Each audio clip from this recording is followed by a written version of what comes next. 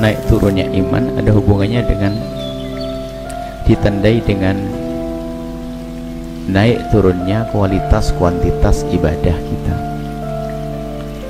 Iman kan di dalam hati, tidak ada yang tahu kecuali dirinya sendiri merasakan kenapa hari ini kok aku senang ibadah, rindu sedekah dan sebagainya. Itu imanmu lagi naik. Ternyata jadi males, cemberut sama suami, itu imanmu mulai mulai turun itu. Jadi makanya perangi penurunan. Kalau sudah mulai cemberut sama suami langsung ganti. Nah, kalau sudah mau pelit langsung keluarkan. Anda perangi semuanya. Jadi untuk naikkan iman kita yang bermujahadah. Selagi kita malas ibadah harus kita dorong lagi.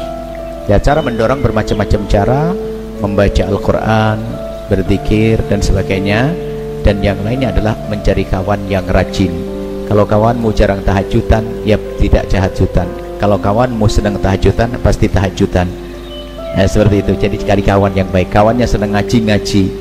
Kalau kawannya nggak mau ngaji, besok nggak ngaji juga akhirnya. Seperti itu. Jadi termasuk untuk meningkatkan iman, kawan yang baik.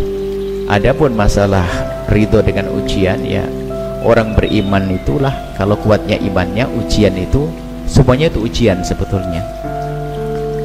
Yang dialami manusia itu ujian. Kekayaan itu ujian loh. Ada orang dulu waktu nggak punya duit masih melarat pakai sepeda engkol, pengajian di sop paling depan.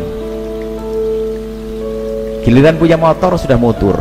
Pas punya mobil nggak kelihatan lagi.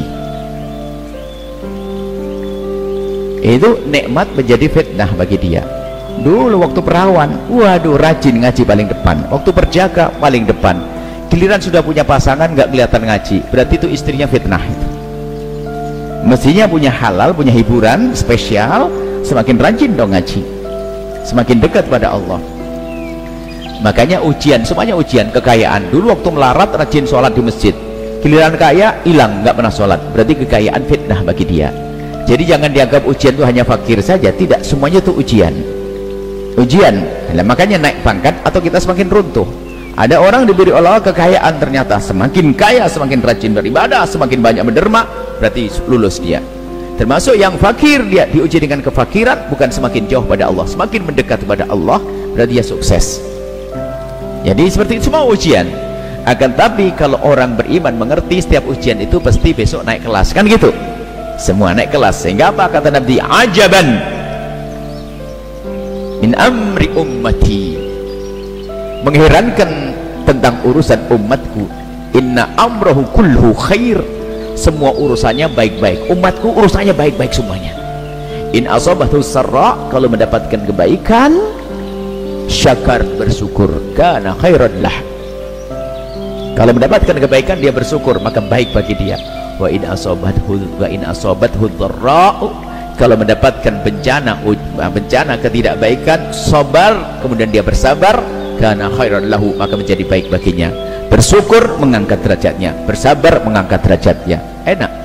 Sehingga kalau orang paham makna ini sederhana, bagaimana tidak ridho? Diuji oleh Allah sakit langsung husnudon, semoga dengan ini aku diangkat derajatku, pahalaku, semoga menjadi kebaikan untuk anakku yang lagi sekolah di sana, semoga menjadi kebaikan untuk semuanya. Seperti itu. Jadi langsung hubungkan dengan Allah Subhanahu wa taala. Sehingga setelah itu dalam hal ujian tidak pernah menganggap itu adalah sebagai sesuatu yang menyakitkan. Dia pun sakit tapi masih bisa senyum. Ada orang sakit senyum. Ibu melahirkan, ayo sakit enggak? Habis melahirkan senyum lihat anaknya, ayo enggak? Ayo. Jadi jangan dianggap nggak ada. Orang tuh kadang kita kurang cerdas, sehingga menganggap kalau anak kecil wajar, tidak mengerti akibat nanti.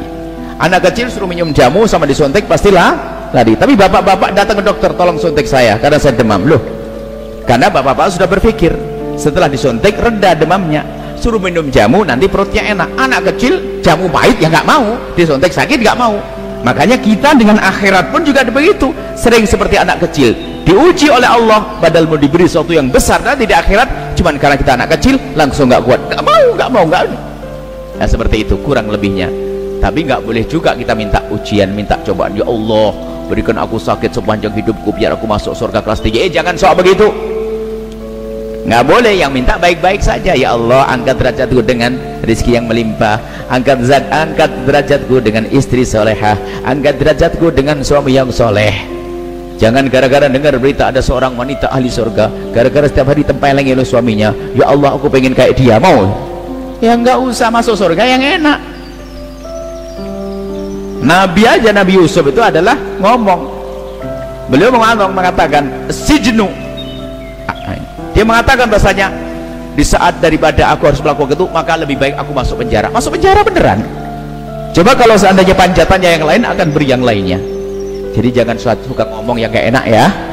Misalnya punya anak, misalnya punya duit banyak, nggak punya anak, atau sebaliknya nggak punya duit banyak tapi nggak punya anak, lalu ngomong, ya Allah daripada duit banyak begini nggak punya anak, mending punya anak biarpun melarat.